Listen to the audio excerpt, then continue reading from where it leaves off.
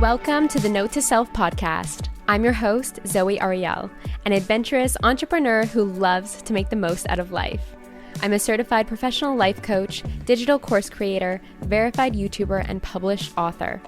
On this podcast, you can expect actionable tips, reflections, and inspiration to live your best, most fulfilling life. So, let's get started. Hello, angels. Welcome back to another episode of Note to Self. In today's episode, I'm going to be talking to you about workaholism, because this is something that I feel like is big in our world, especially those of us who are currently breaking out of the old paradigm into the new, right? The old paradigm being one of hustle and working hard and grinding away in order to be able to feel worthy of receiving. And the new paradigm is that one of leaning back, opening yourself up, and understanding that your worth is by birth. You are worthy just because you are. Abundance is your birthright, and beginning to undo all the patterning and conditioning and release all that of which is not serving you in your beliefs about yourself and your beliefs to receive abundance. So if the new paradigm is calling to you, if you know that ease has been calling you, if the struggle and the working hard is no longer working for you, that is because you are called to shift and release. Release all of the programming, the rules, the conditioning that says you can't have that of which you desire unless you are efforting or exerting yourself or grinding yourself down to the ground. Lo and I are officially opening our brand new program, Imperfect and Prosperous. Today, the container opens. So this is your last chance to enter. I would absolutely love to welcome any of you out there who feel the call into this 8-week program where we are ushering in the new paradigm of ease and relaxed receptivity in love, life, and finances. So if you are ready to go to work on a specific area of your life where you're currently facing struggle and ready to undo all that programming and conditioning and create a space of ease for yourself, a relaxed nervous system, then I would love to see you inside. The link will be down below. This is a final last call. So say yes to your soul if you feel like this invitation is for you. So today I want to get into workaholism because this is something that I have struggled with through my life, and it's a pattern of mine which has reemerged again and again, as patterns sometimes do. Healing is not linear. I like to visualize it like a spiral. We come back to perhaps the same lessons or similar lessons, but with different levels of awareness and perspective, and that allows us to move through or heal faster each time. Awareness is always 90% of the transformation. So wherever you might find yourself, like let's say you're like, oh, I can definitely relate to coming back to a previous pattern, or maybe just it being mom stuff or dad stuff that's showing up again. Just know that each time that you are looking or prompted or called to look at a certain area of your life again, it's just because you're fine-tuning, right? You've got more awareness, you've got a higher level of consciousness, and that means that you can dig some more things out and release them in order to create space. So for me, workaholism is something that I've had to look at various different times in my life, various different chapters of my life. And before I really get into this, I'm going to give a trigger warning because some of this pattern is definitely related to self-abuse. So what I mean by that is that any of you out there who might resonate with being a workaholic, I guess I should say my name is Zoe, I'm a workaholic. This is something that I have struggled with. This is something that I continuously come back to. And what I mean by a self-abuse pattern is that in these moments when we might be throwing ourselves into work or over-efforting or over-exerting ourselves, we are abandoning the body. We are abandoning the nervous system. And that does not serve us. And over time, that creates detrimental effects on our body and our relationship to our temple. So I'll give you some examples from my past. And I think that this is something that a lot of entrepreneurs or people who have been in the corporate world can really relate to. Many years ago, I think it's like 7 years ago or something now, that I broke out of the matrix, sort of.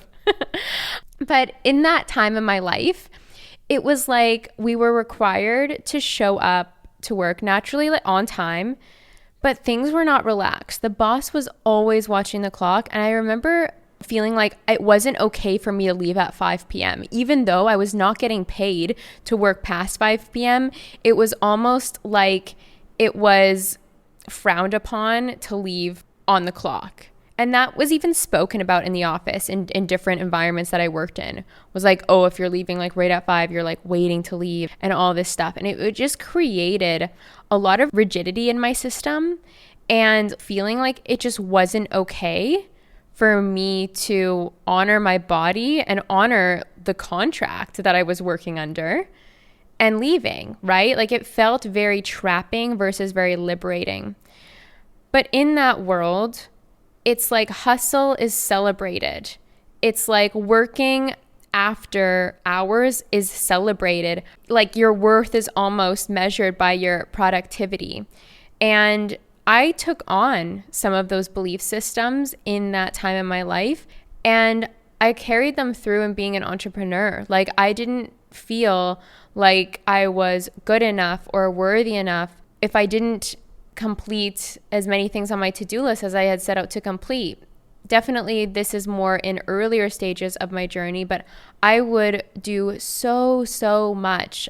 I had a lot of energy years ago when I first made the leap into entrepreneurship because I had this intense drive to make it work, to not go back to the corporate world. So it did serve me. That hustling energy, it did serve me for a period of time in my life, but it is not and was not sustainable in the long run.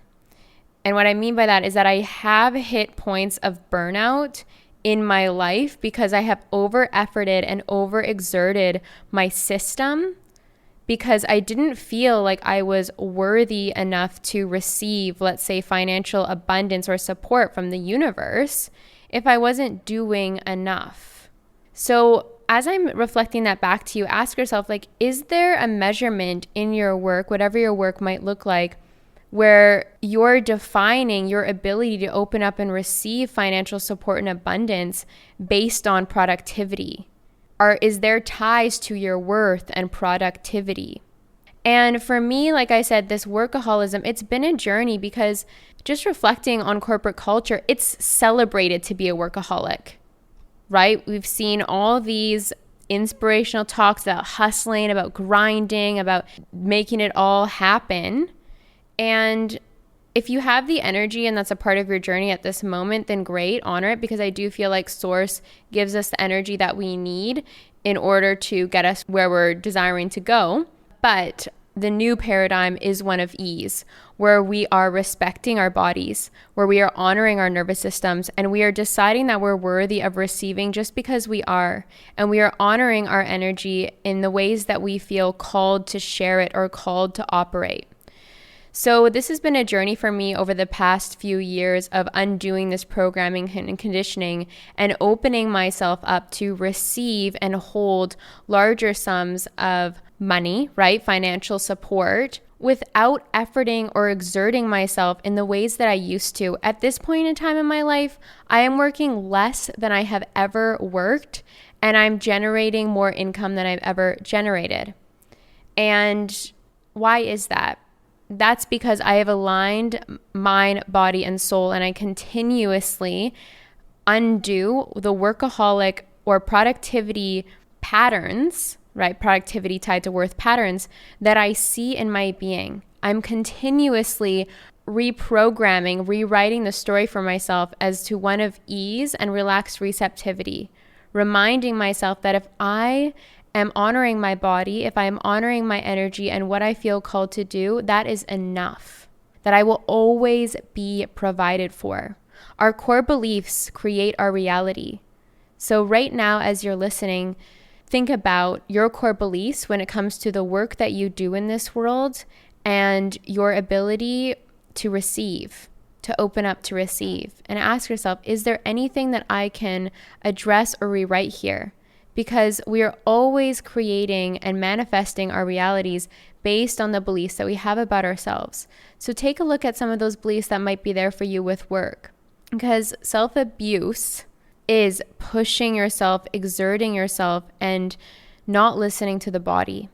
Unfortunately, sometimes, I don't really like to say unfortunately, but you'll know what I mean by this, is that it will manifest in your body if you're not listening to it. If you're not listening to your temple and what it needs, it will start to manifest.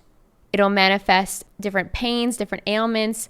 For me, when I'm overexerting myself, and a big key indicator for me to look at my workaholic patterns is because I get a sore back. I feel very tense in my neck, in my head even. Sometimes it leads to migraines, and my shoulders.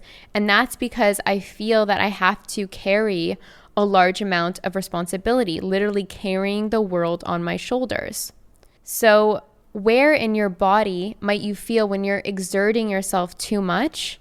And how can you decide now that this gets to be a notification for you to rest, to pull back a little, to decide that you don't need to throw yourself, you don't need to push yourself, you don't need to hustle to the point of exhaustion or burnout in order to decide that you get to receive and be supported?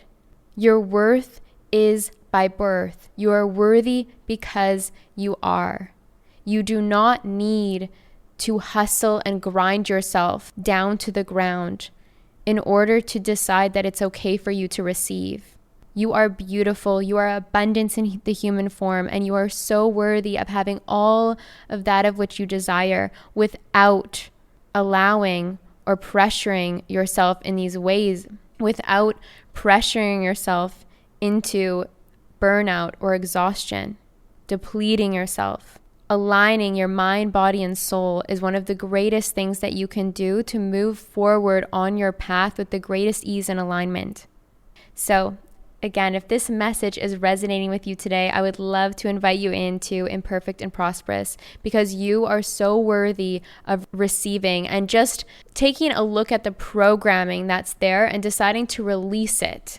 Perhaps it's perfectionism, imposter syndrome, anything that's there, deciding to release that and regulating the body and the nervous system to a place of neutrality where you can create with effortless ease from there, not from a place of scarcity or needing to feel safe, just by neutrality, knowing who you are, knowing your worth is by birth, and deciding that you can consciously create any reality that you desire because you are incredibly powerful. I love you guys so much, and I will talk to you in the next episode. Thanks for listening to Note to Self. If you enjoyed this episode, please help me out by rating and reviewing this show on Spotify and Apple Podcasts.